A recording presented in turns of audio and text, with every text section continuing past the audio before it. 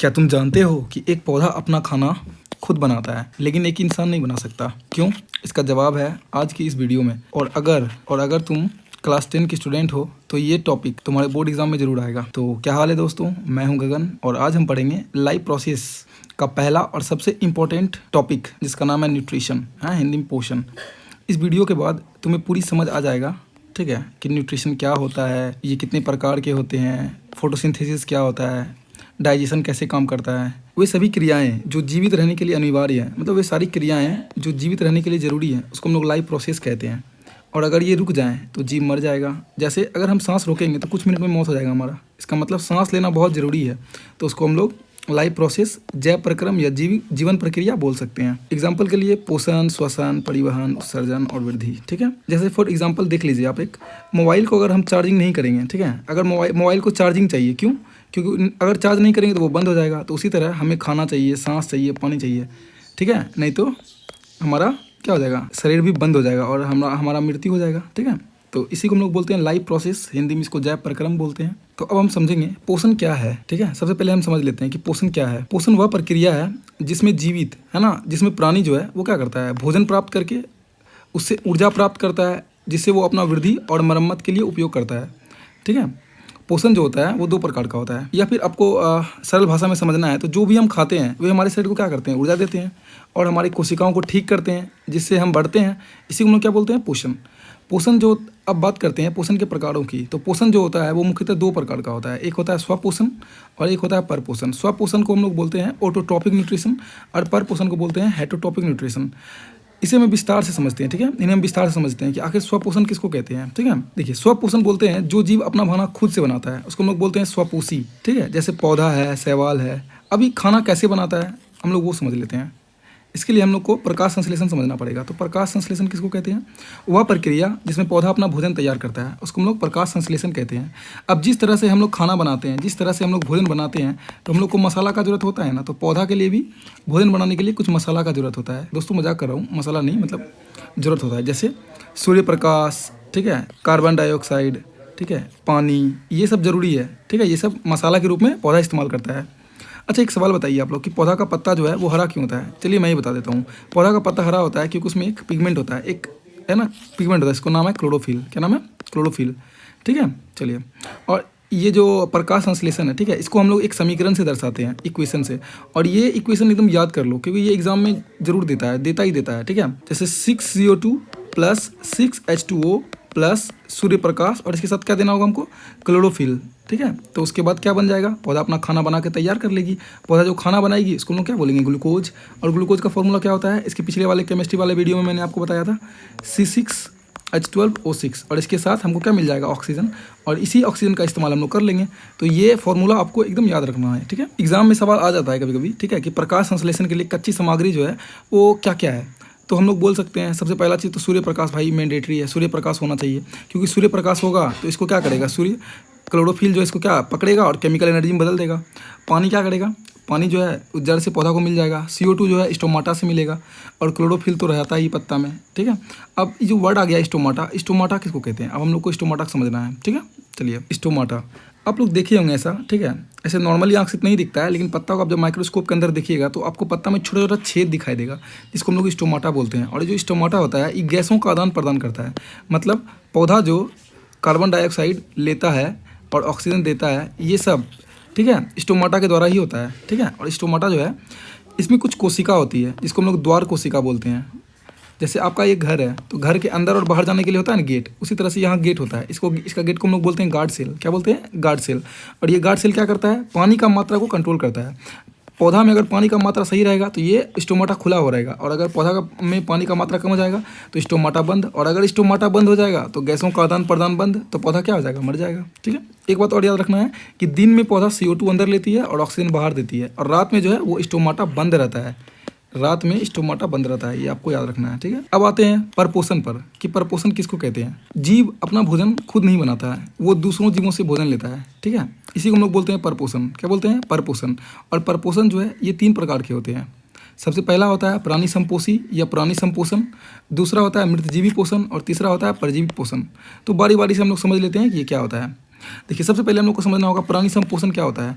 तो वे जीव जो खाना को जो सॉलिड फूड के रूप में ले लेता है, ठीक है, और खाना को शरीर के अंदर पचाता है, ना कि शरीर के बाहर पचाता है। जैसे अब देखिएगा प्राणी संपोषी भी 3 प्रकार का होता है। कुछ होता है जो घास खा के अपना दिन चला लेता है ना, जैसे यहाँ देखिए ये जो गाय माता है हमारी। कुछ जो है वो मांस खाता है, तो जो मांस खाता है उसको कार्निवोर बोलते हैं, जो घास खाता है उसको हर्बीवोर बोलते हैं, और जो मांस और घास दोनों खाता है उसको क्या बोलते हैं हम लोग, ओमनीवोर बोलते हैं, जैसे मनुष्य हो गया, कुत्ता हो गया, ये सब, ठीक है। चलिए इसके बाद है, अब हम लोग दूसरा समझ लेते हैं, इसको हम लोग बोलते हैं मृतजीवी पोषण। देखिए नाम में ही छिपा हुआ है, मृतजीवी मतलब क्या, ऐसा भोजन जो हमको मृत या सड़ा गला चीज़ से मिलेगा उसको हम लोग क्या बोलेंगे, मृतजीवी पोषण। और एग्जाम्पल के लिए कवक और बैक्टीरिया को याद रखना है। तीसरा है परजीवी पोषण। अब परजीवी का मतलब, पर का मतलब ही पराया होता है, मतलब दूसरा। तो भोजन प्राप्ति करने के लिए जीव को किसी जीव के अंदर या फिर उसके ऊपर रहना पड़ता है, और ऐसे जो भोजन मिलेगा उसको हम लोग क्या बोलेंगे, परजीवी भोजन, है ना, परजीवी या परजीवी पोषण बोलेंगे। जैसे ये देखिए आपका जो सिर है, सिर के ऊपर में होता है ना जू, तो वो क्या करता है, आप जो खाना खाते हैं आपका खाना से खून से ही मतलब चूस के काम चला लेता है वो, ठीक है। चलिए अब बात करते हैं मानव पाचन तंत्र की, यानी इंसान में पोषण कैसे होता है, तो खाना हमारे शरीर में कैसे प्रोसेस होता है, इसे हम लोग स्टेप बाय स्टेप समझते हैं। सबसे पहले हमें समझना पड़ेगा कि पाचन क्या है, ठीक है। पाचन क्या है, पाचन का मतलब होता है जटिल भोजन को छोटे छोटे सरल अणुओं में तोड़ना। चलिए मान लेते हैं ये भोजन है, ठीक है, ये बहुत जटिल है, सब आपस में जुड़ा हुआ है, लेकिन जब ये ऐसे हल्का हल्का छोटा छोटा भाग में टूट जाएगा ना, तो हम लोग बोल देंगे पाचन हो गया। तो पाचन करने का मतलब क्या हुआ कि जो जटिल चीज़ है इसको आसान चीज़ में तोड़ दिए हैं, इसको हम लोग पाचन बोलते हैं। क्यों ऐसा क्यों करते हैं, क्या जरूरी है पाचन का, तो जो बड़ा बड़ा मॉलिक्यूल होता है, ठीक है, ये कॉम्प्लेक्स चीज़ वो डायरेक्ट हमारे शरीर में खून में नहीं जा सकता, तो उसको हमको पहले तोड़ना पड़ेगा, इसीलिए पाचन जरूरी है। और ये सवाल बार बार आपके एग्जाम में आता है, ठीक है, इसको हाईलाइट कर देता हूँ मैं, ठीक है। पाचन का शुरू कहाँ से होता है, तो हम लोग जानते हैं मुख के अंदर हम लोग खाना लेते हैं तो खाना को तोड़ना चालू कर देते हैं, तो बस इसका शुरुआत मुख से हो जाता है, ठीक है। चलिए तो स्टेप बाय स्टेप समझते हैं। तो खाना सबसे पहले कहाँ जाता है भाई, मुख में जाता है, मुँह में जाता है। अब मुँह में जाता है, ठीक है, तो दांत क्या करता है, इसको तोड़ता है, और जीभ जो है उसको अंदर लेने में मदद करता है। और जब दांत, ये देखिए ये जो दांत है, ये जब आपका खाना को तोड़ता है ना, तो हम लोग बोलते हैं ये यांत्रिक पाचन कर रहा है ना, इसको हम लोग बोलते हैं मैकेनिकल डाइजेशन। दांत जो होता है वो कुल 4 प्रकार का होता है। टोटल दांत का संख्या 32 है। दांत जो है इसमें कैल्शियम और फास्फोरस का मात्रा अधिक होता है, ठीक है। और दांत का जो ऊपर वाला भाग देखते हैं ना, चमकीला भाग, उसको हम लोग बोलते हैं इनामेल। क्या बोलते हैं, इनामेल बोलते हैं। दांत 4 प्रकार के होते हैं, incisor, canine, premolar, molar. Hindi में इसको बोलेंगे कतरनक, रदनक, अग्रचवर्णक और चवर्णक। अब हम लोग समझ लेते हैं बारी बारी इसका क्या कार्य है। देखिए नाम से ही पता चल रहा है, कोसे कतरनक और कोसे कुतरना। तो जो कुतरने में मदद करेगा उसको कतरनक बोल देंगे। रदनक का मतलब क्या होता है, जो खाना को फाड़ने में मदद करेगा। अगर चवर्णक प्रीमोलर, ये क्या करेगा, चबाने में मदद करेगा। और जो पीसने में मदद करेगा उसको बोलेंगे चवर्णक, ठीक है। चलिए तो मुंह के अंदर हमारा दांत भी होता है और जीभ भी होता है। देखिए जीभ जो होता है ये क्या है, ये एक मांसल रचना है ना, मांस का बना हुआ रचना है, इसमें हड्डी नहीं होता है, ये मांस का बना हुआ एक रचना है जिसपे कुछ छोटे छोटे दाना जैसा चीज़ दिखाई देता होगा, ठीक है। उसको हम लोग स्वाद कलियाँ बोलते हैं। और मुंह जो होता है हमारे, इसके जैसे हमारा एक घर में, ठीक है, बहुत सारा रूम होता है ना, अलग अलग चीज़ के लिए अलग अलग रूम, उसी तरह से स्वाद के लिए हमारे मुंह जो है ना, इसमें अलग अलग जोन बटा हुआ है, अलग अलग क्षेत्र बटा हुआ है। जैसे अगर कड़वा भाग है तो वो पीछे वाला भाग होगा, मीठा है तो वो आगे वाला भाग हो जाएगा, नमकीन है तो वो साइड वाला भाग हो जाएगा। लेकिन जब हम लोग चाउमीन वगैरह खाते हैं तो जो टेस्ट आता है उसको उमामी बोलते हैं। क्या बोलते हैं, उमामी, वो एकदम बीचों बीच से आता है, ठीक है। और एक चीज़ और है यहाँ पे, हमारा जो जीभ है इसके ऊपर कुछ रिसेप्टर मिलता है जो स्वाद को ग्रहण करता है, जिसको हम लोग बोलते हैं गस्टेटरी रिसेप्टर्स। ये याद रखना है आपको। तो मुंह हो गया हमारा। अब जो है हमारा खाना कहाँ जाएगा, मुंह से, वो जाएगा ग्रास नली में। तो हम लोग समझ लेते हैं कि ग्रास नली किसको कहते हैं। ग्रास नली हम लोग किसको कहते हैं वो समझना है। ग्रास नली क्या है, ग्रास नली एक पाइप है जो मुंह को पेट के साथ में जोड़ता है। यहाँ देखिए पिक्चर में, ये हमारा मुंह है, हमने खाना खाया तो यहाँ देखिए ये दिख रहा है, ये पाइप हमारा मुंह को पेट के साथ में जोड़ रहा है, इसको हम लोग बोलते हैं ग्रास नली। इंग्लिश में इसको बोलते हैं ईसोफेगस। क्या बोलते हैं, ईसोफेगस। अब हम लोग देख लेते हैं पूरा शुरू से, ठीक है। दांत जो है क्या क्या, खाना को छोटे छोटे टुकड़ों में तोड़ दिया, पीस दिया, जिसको हम लोग क्या बोले, मैकेनिकल डाइजेशन बोले। अब हमारा मुंह जो होता है इसमें देखे होंगे पानी जैसा कुछ होता है, मगर वो पानी होता नहीं है, उसको हम लोग बोलते हैं लार। इंग्लिश में उसको बोलते हैं स्लाइवा। उसमें निकलता है एक एंजाइम जिसको हम लोग बोलते हैं एमाइलेज। क्या बोलते हैं, एमाइलेज। या क्या करता है, खाना में जो मौजूद स्टार्च है उसको माल्टोज में बदल देता है। जो भी खाना के रूप में हम लोग लेते हैं ना वो स्टार्च है, ठीक है, और उसको किस में बदल देता है, माल्टोज में। तो यहाँ से हमारा पाचन शुरू हो जाता है, ठीक है। इसके बाद ये जो ईसोफेगस है, ग्रास नली है, यहाँ पे जैसे ही ये खाना आता है, यहाँ पे देखिए इसका फैलाव और सुकराव चालू हो जाता है, जिसको हम लोग बोलते हैं पेरिस्टेलिस, है ना। इंग्लिश में इसको बोलते हैं क्रामाकुंचन। ये जो ग्रास नली है, ठीक है, ये जो ग्रास नली है ना, ये जो ग्रास नली, इसमें देखिए गति हो रहा है। चलिए एक बार फिर से देखिए, ये खाना आ रहा है, यहाँ देखिए नीचे देखिए गति हो रहा है ना, इस गति को हम लोग बोलते हैं क्रामाकुंचन। इसको क्यों ऐसा किया जाता है? ताकि खाना नीचे ढकेला जाए। इसीलिए अगर आप उल्टा भी लटक जाइएगा ना तो खाना निकलता नहीं है, क्योंकि यहाँ इसोफेगस है। ठीक है, इसके बाद अब हम लोग समझेंगे अमाशय, जिसको हम लोग सामान्य घर का भाषा में क्या बोलते हैं? पेट। ठीक है, ये भाई नहीं ये वाला नहीं। ठीक है, हम लोग पूरे को पेट ही बोल देते हैं। ये है पेट। ठीक है, पेट क्या है? यह एक फैलने और सिकुड़ने वाला अंग है जिसका आकार जे शेप का होता है। ये जो है ये कुछ जूस निकालती है। ठीक है, जो कि हमारे शरीर में गैस बनने से रोक देता है। ठीक है, ऐसे याद रखिएगा, इसको हम लोग गैस्ट्रिक जूस बोलते हैं। और गैस्ट्रिक जूस में मुख्यतः दो चीज़ होता है, एक होता है HCl जिसको हम लोग बोलते हैं हाइड्रोक्लोरिक अम्ल, और एक होता है पेप्सिन। पेप्सिन क्या है? ये एक एंजाइम है। ये क्या करता है? ये जो है खाने में मौजूद प्रोटीन को बदलता है पेप्टाइड में। ठीक है, और हाइड्रोक्लोरिक अम्ल क्या करता है सर? ये खाना को अम्लीय बनाता है। अम्लीय का मतलब क्या? खट्टा। और जो हमारा खाना में कोई अनाप शनाप बैक्टीरिया घुस गया होगा उसको भी मारने का काम कर देता है। ठीक है, HCl और पेप्सिन क्या करता है? तो पेप्सिन जो है तभी काम करेगा जब पेट में HCl होगा। इसके अलावा हमारा जो ये पेट होता है ना, इसके अंदर ये जो HCl और पेप्सिन होता है। आप एक बात बोलिएगा, सर इतना ये जो खतरनाक अम्ल हमारे पेट के शरीर अंदर में है तो हमारा पेट में छेद क्यों नहीं होता? क्योंकि हमको मालूम होना चाहिए ये जो अम्ल है ना, ये एक थैला में बंद है। उस थैला को हम लोग बोलते हैं म्यूकस। क्या बोलते हैं? म्यूकस बोलते हैं। और अब बहुत ज़्यादा दिन तक अगर भूखा रहिएगा ना तो क्या होगा? आपका जो दीवार है ना उसमें छेद होना चालू हो जाएगा। ठीक है, इसीलिए भूखा नहीं रहना है। अब आपको एक चीज़ याद रख लेना है कि पेप्सिन जो है वो अम्लीय माध्यम में काम करता है और एमाइलेज जो है वो क्षारीय माध्यम में करता है। एमाइलेज कहाँ मिला था? कमेंट करके बताइए तो। ठीक है, सेलिब्रिटी एमाइलेज। तो हम लोग यहाँ तक समझ लिए हैं कि खाना जो मुख से आता है, दांत तोड़ता है इसको, जीभ उसको लसलसा मतलब पीछे बनाता है, और लार क्या करता है? उसको लसलसा बनाता है। उसके बाद खाना उसे फेगस में आता है, इसको हम लोग ग्रासनली बोलते हैं। ठीक है, और यहाँ से गति करते हुए पेट में पहुँचता है, और पेट के बाद वो छोटी आंत में पहुँचता है। तो हम लोग अब अगला समझ लेते हैं, छोटी आंत। हाँ, असली बॉस यही है। अब मैं इसको असली बॉस क्यों बोल रहा हूँ? क्योंकि खाना का जो मुख्य रूप से पाचन है और उसका अवशोषण है। अवशोषण का मतलब क्या? जो पच गया खाना उसमें जो अच्छा चीज़ है उसको रख लेगा, जो बेकार चीज़ उसको निकाल देगा, तो उसको अवशोषण बोलते हैं। अब यहाँ पे क्या क्या होता है ये देखिए, ये आपका छोटी आंत है। ठीक है, छोटी आंत पेट के साथ में जहाँ पे जुड़ती है उसको हम लोग बोलते हैं ड्यूडेनम। ठीक है, इसका जो सबसे लंबा भाग होता है उसको हम लोग क्या बोलते हैं? जेजुनम। और ये जहाँ बड़ी आंत के साथ में जुड़ती है उसको बोलते हैं इलियम। तो छोटी आंत का कितना भाग हो गया? 3 भाग याद रखना है। ड्यूडोनम, जेजुनम और इलियम, 3 भाग याद रखना है। अब यहाँ पे सर क्या क्या होता है? अब ऊपर से जो खाना आ रहा था, ये जो ऊपर से यहाँ से खाना आ रहा था वो कहाँ जा रहा है? छोटी आंत में जा रहा है। तो यहाँ पे देखिए लीवर है, और लीवर यहाँ पे पेंक्रियाज है ना। लीवर यकृत और पेंक्रियाज मतलब अग्नाशय है। तो ये क्या करता है? लीवर क्या बनाता है? बाइल जूस, है ना, हिंदी में इसको बोलते हैं पितरस। ये पितरस बनाता है, और पितरस को कहाँ डाल देता है? छोटी आंत में। और इसी तरह से पेंक्रियाज जो है ना, अग्नाशय क्या करता है? ये 3 एंजाइम बनाता है, एमाइलेज, ट्रिप्सिन और लाइपेज। तो पेंक्रियाज से निकलने वाला जूस को हम लोग बोलते हैं पेंक्रियाटिक जूस। ये जूस को क्या करता है? ये छोटी आंत में डाल देता है। और इस तरीक़ा से ये जो बाइल है ये क्या करता है?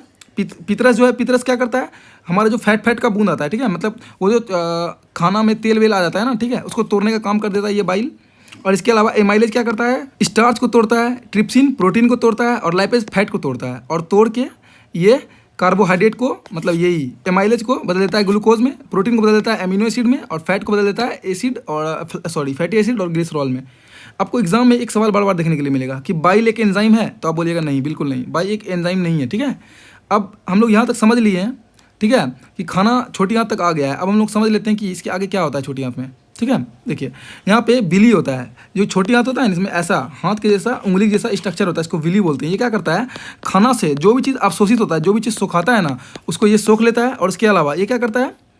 ग्लूकोज और एमिनो एसिड को सीधा खून में डाल देता है, फैटी एसिड और ग्लिसरॉल को लिम्फ में जमा कर लेता है, और ब्लड को, है ना, लीवर में ले जाता है, और लीवर से फिर पूरे शरीर में ले जाता है। ये आपको एकदम याद रखना है। चलिए एक बार यहाँ पे पूरा समझ लेते हैं, लेकिन उसके पहले एक बार बड़ी आंत को भी देख लेते हैं। बड़ी आंत, ठीक है, बड़ी आंत, इंग्लिश में इसको लार्ज इंटेस्टाइन बोलते हैं। ये जो बड़ी आंत होता है इसमें एक बैक्टीरिया मिलता है जिसका नाम है इकोली बैक्टीरिया। ठीक है, ये आपके गट के लिए बहुत अच्छा है। यहाँ देख लीजिए, ये बड़ी आंत क्या करता है? छोटी आंत से जो बचा हुआ खाना होता है, जो बेकार खाना होता है, वो बड़ी आंत में आ जाता है। और बड़ी आंत में आने के बाद क्या होता है? पानी और नमक को ये सोख लेता है, ठीक है, और जो बेकार बचा हुआ खाना है उसको ये एनएस में पहुँचा देता है। और एनएस में जो है पहुँचने के बाद खाना शरीर से बाहर निकल जाता है। ठीक, चलिए अब हम लोग ने जो पढ़ा उसको हम लोग पूरा देख लेते हैं। अच्छा एक बात और, चलिए वो आगे बताता हूँ मैं, एक बार पूरा देख लेते हैं कि खाना कहाँ शुरू हुआ और कहाँ तक आया, ताकि आपको रिवीजन हो जाए। जैसे मुंह जो है, हमारा मुंह में खाना आया, ठीक है, दांत उसको तोड़ा, लार उसको निकाला, लार लससा बनाया, उसके बाद ये कहाँ पहुँचेगा? हमारा इसोफेगस में। यहाँ देखिए, हम जैसे खाना खाएं, चलिए मान लेते हैं हम लोग खाना खा लिए। अब जैसे खाना खाएंगे ये इसोफेगस में पहुँचेगा, इसोफेगस में पहुँचते हुए छोटी आंत में पहुँचेगा, छोटी आंत में आएगा, सबसे पहले दांत इसको तोड़ देगा, ठीक है, लार लसलसा बना देगा, और जीभ जो इसके पीछे लेगा, उसके बाद ये इसोफेगस में आ जाएगा, जिसको हम लोग ग्रास नली बोलते हैं। यहाँ पे ये गति करते हुए करामाकुंचन का पेट में पहुँचेगा, और जैसे पेट में आएगा तो पेट में क्या है, गैस्ट्रिक जूस है ना, गैस्ट्रिक जूस में क्या क्या था, HCl था, और एक क्या था, पेप्सिन। ये दोनों क्या करेगा, ये जो है बैक्टीरिया को मारेगा और ये प्रोटीन को पचाने का काम करेगा। और इसके बाद जो भी बचा हुआ खाना है वो पहुँचेगा छोटी आंत में। छोटी आंत का जो पहला भाग था उसका नाम क्या था, उसका नाम था ड्यूडोनम, है ना। और इसके बाद ये कहाँ पहुँचेगा, जेजुनम में, और फिर इलियम में, और इस तरह से ये फिर बड़ी आंत में आ जाएगा। छोटी आंत में जो है खाना पूरी तरीके से पचेगा, क्योंकि ये जो लीवर बाइल जूस निकालता है वो भी छोटी आंत में मिलता है, और ये जो पेंक्रिया है ना, ये जो अग्नाशय जूस निकलता है वो भी कहाँ मिलता है, छोटी आंत में। तो खाना पूरी तरीके से पच चुका है, और अब ये बड़ी आंत में आ जाएगा। तो बड़ी आंत में जब आ जाएगा तो जो बेकार बचा हुआ खाना है वही बड़ी आंत में आता है, ठीक है। और उसके बाद यहाँ पे जो भी पानी होता है उसको सोख लेता है, और इस तरह से फिर ये बाहर आ जाता है। एक बार आप इस एनिमेशन को देखिए, यहाँ से खाना खाया, इसोफेगस में आया, फिर पेट में आया, पेट से छोटी आंत में आया, छोटी आंत से बड़ी आंत में, फिर एनएस में, और एनएस से बाहर निकल जाएगा, ठीक है। इसके अलावा एक कोशिकीय जीवों में भी पोषण होता है, जरा वो समझ लेते हैं। अमीबा में कैसे पोषण होता है, देखिए ये हमारा अमीबा है, ठीक है। ये एक कोशिकीय जीव है, मतलब एक समय पर सिर्फ एक ही काम कर सकता है। तो इसके पास हमारे तरह विकसित शरीर तो है नहीं खाना पकड़ने के लिए, तो इसके पास कुछ पैर तो नहीं कहेंगे, इसके पास मान लेते हैं अपना शरीर में कुछ उंगली, जैसे इसका यहाँ पे मान लीजिए कि यहाँ पे खाना है, यहाँ पे कोई अमीबा है, तो जिधर देखेगा खाना उधर ही पहुँच जाएगा। इसके लिए बोलते हैं जिधर पूरी उधर गुड़ी, जिधर पूरी देखेगा उधर घूम जाएगा। और उसके बाद क्या करेगा, देखिए खाना को इस तरह फंसा लेगा, और जब कूटपाद से ये जो निकला हुआ है ना भाग, इसको बोलते हैं कूटपाद, इंग्लिश में इसको बोलते हैं सुडोपिया, इससे खाना को घेर लेता है और अपनी तरफ खींचता है खाना को, तो इसको हम लोग बोलते हैं फेगोटोसाइटोसिस। तो आपसे अगर एग्जाम में पूछेगा कि फेगोटोसाइटोसिस की प्रक्रिया कहाँ पे होती है, तो हम लोग बोलेंगे कहाँ पे, अमीबा में। इसके बाद यहाँ पे खाना में गोल गोल रिक्तियाँ होती है, जहाँ पे ये खाना को पचाती है और इस तरह से शरीर से बाहर निकाल देती है। तो ये रहा अमीबा का। चलिए अब हम लोग कुछ एग्जाम के लिए देख लेना है इंपॉर्टेंट चीज़, जिसको आपको करके ही जाना है। ये 12 पॉइंट आपको याद रखना है। सबसे पहले फोटोसिंथेसिस का फॉर्मूला क्या होता है भाई, 6CO2 + 6H2O + लाइट और क्लोरोफिल। तो यहाँ क्या बन जाएगा, ग्लूकोज और ऑक्सीजन बन जाएगा, हम लोग इस्तेमाल कर लेंगे। क्लोरोफिल जो वो क्या है, वो सूर्य को ऊर्जा पकड़ने में जो है मदद करता है पौधा का, ठीक है। और ये कहाँ होता है, क्लोरोप्लास्ट में होता है।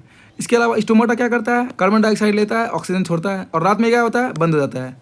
इसके अलावा स्टोमाटा में गार्ड सेल होता है जो कि पानी का मात्रा को नियंत्रित करता है। सेलेब्री एमाइलेज क्या करता है, तो हमारा मुंह में होता है, और ये क्या करता है, स्टार्च को माल्टोज में बदल देता है। HCl क्या है, तो हमारा पेट में मिलने वाला एक अम्ल है जो कि बैक्टीरिया को मारने में मदद करता है। फिर है पेप्सिन क्या है, एक प्रकार का एंजाइम है जो कि प्रोटीन पे काम करता है। बाइल जूस, आपको एक याद रखना है बात, बाइल जूस है ना, पितरस निकलता कहाँ से, लीवर से है, लेकिन जमा कहाँ पे होता है, वो होता है पित्ताशय में, ठीक है, गॉल ब्लैडर में।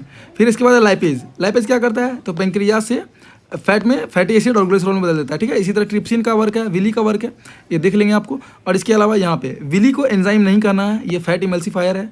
पेप्सिन जो है ये एल्कलाइन में काम नहीं करता है, एसिडिक माध्यम होना चाहिए। फोटोसिंथेसिस सिर्फ दिन में होगा, रात में नहीं, ये ध्यान देना आपको। और छोटी आंत जो है ये सिर्फ पाचन ही नहीं करता बल्कि एब्जॉर्प्शन भी करता है, अवशोषण भी करता है, ये आपको एकदम ध्यान रखना है। इसके अलावा आपसे बार बार पूछेगा कि प्रकाश संश्लेषण का उत्पाद क्या है, तो प्रकाश संश्लेषण में कार्बन डाइऑक्साइड नहीं निकलता, ऑक्सीजन निकलता है। तो दोस्तों आज हमने सीखा पोषण क्या है, स्वपोषी पोषण और परपोषी क्या है ना, प्रकाश संश्लेषण कैसे होता है। अगर ये वीडियो आपको हेल्पफुल लगी हो तो अभी लाइक करो, चैनल को सब्सक्राइब करो और अपने क्लासमेट के साथ शेयर करो, और जिससे उनकी भी मदद होगी। और कमेंट में बताओ कि फोटोसिंथेसिस और डाइजेशन में कौन सा टॉपिक तुम्हें ज़्यादा मुश्किल लगता है, मैं उस पर अलग डिटेल वीडियो बनाऊंगा। तो मिलते हैं नेक्स्ट वीडियो में, तब तक पढ़ते रहें।